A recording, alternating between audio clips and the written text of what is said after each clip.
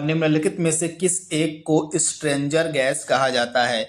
इसमें से वह कौन सी गैस है जिसको जो है स्ट्रेंजर गैस हम कहते हैं? तो राइट आंसर क्या हो जाएगा? जेनान को। ऑप्शन आपका यहाँ पे जो सी है बिल्कुल सही हो जाएगा। इस प्रकार से लिखा है जेनान। तो जो जेनान गैस है इसको जो है स्ट्रेंजर गैस के नाम से भी हम जानते हैं। तो राइट आंसर क्या हो जाएगा?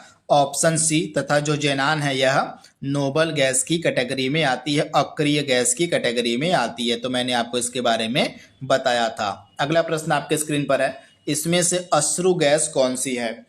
अश्रु गैस की पहचान यहाँ पे करनी है। तो राइट आंसर क्या हो जाएगा? इसमें से अमोनिया जो है अश्रु गैस कही जाती है। तो ऑप्शन ए आपका यहाँ पे सही हो जाएगा, अमोनिया। अगला प्रश्न आपके सामने है, जंतु विज्ञान में किसका अध्ययन किया जाता है? जंतु विज्ञान के अंतर्गत जो है किसका अध्ययन किया जाता है? तो जीवित व मृत जानवरों का, दोनों का, यानी कि आप याद रखिएगा जीवित व मृत दोनों का जो है जो जानवर होते हैं उनका अध्ययन किया जाता है। तो ऑप्शन सी आपका बिल्कुल सही हो जाएगा। कीटों का वैज्ञानिक अध्ययन क्या कहलाता है?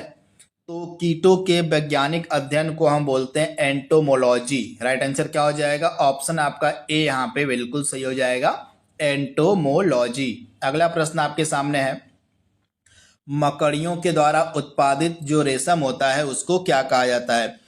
जो मकड़ियाँ होती हैं वे किस प्रकार के रेशम का उत्पादन करती हैं? तो गौसमीर रेशम। ऑप्शन आपका यहाँ पे जो सी है बिल्कुल सही हो जाएगा। इस प्रकार लिखा था गौसमीर।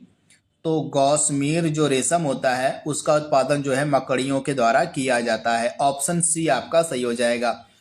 प्याज के छिलके उतारने पर हमारी आंखों से आंसू आने लगते हैं, तो यह किस कारण से होता है?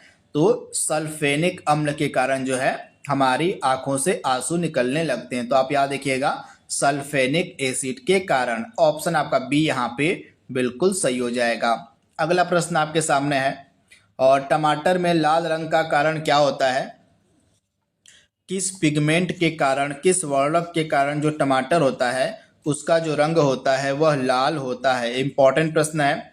तो राइट आंसर क्या हो जाएगा? लाइकोपीन। ये फैक्ट आप याद रखिएगा, लाइकोपीन नामक जो है वर्णक के कारण जो टमाटर होता है उसका जो रंग होता है वह लाल होता है। तो ऑप्शन बी आपका यहाँ पे बिल्कुल सही हो जाएगा। इसके बारे में आपको याद रखना है। अगला प्रश्न आपके स्क्रीन पर है, सेब के फल में लाली का कारण क्या होता है?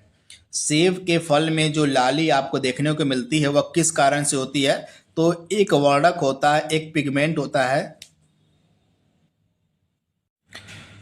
तो एंथोसाइनिन नामक एक पिगमेंट होता है, एक वर्णक होता है जिसके कारण जो है सेब में लाली आपको देखने को मिल जाएगी। तो ऑप्शन आपका जो है यहाँ पे ए बिल्कुल सही हो जाएगा। एंथोसाइनिन नामक वर्णक के कारण जो है सेब में लाली आपको देखने को मिल जाएगी। अगला प्रश्न आपके स्क्रीन पर है, ग्लूकोज का यहाँ पे फार्मूला पूछा गया है कि क्या होता है? तो ग्लूकोज का फार्मूला आप यहाँ पे याद कर लीजिएगा, इंपॉर्टेंट है, यहाँ से प्रश्न आपके एग्जाम में देखने को मिल सकता है। तो C6H12O6 यह जो है फार्मूला होता है ग्लूकोज का। तो ऑप्शन आपका यहाँ पे जो ए वाला है बिल्कुल सही हो जाएगा। एक ही ऑप्शन यहाँ पे दिया गया है, तो इसको आप याद कर लीजिएगा। यह जो है ग्लूकोज का फार्मूला है C6H12O6। तो ये चीज़ आप याद रखिएगा, इसका फार्मूला कई बार एग्जाम में पूछा भी गया है।